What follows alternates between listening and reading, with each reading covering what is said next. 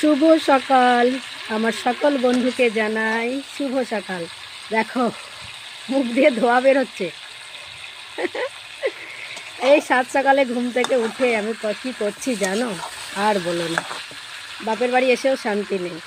এই যে আমার মা সাত সকালে আমাকে ঘুম থেকে উঠিয়ে দিয়েছে, ওট ওট ওট রান্না কর, রান্নাটা করে দে, মাংসটা রান্না কর, কারণ আমার ভাই আজকে বাইরে যাবে কাজে, তাই রান্না করছে। এই দেখো তোমাদের সবাইকে দেখাই, দেখতে পাচ্ছ তোমরা?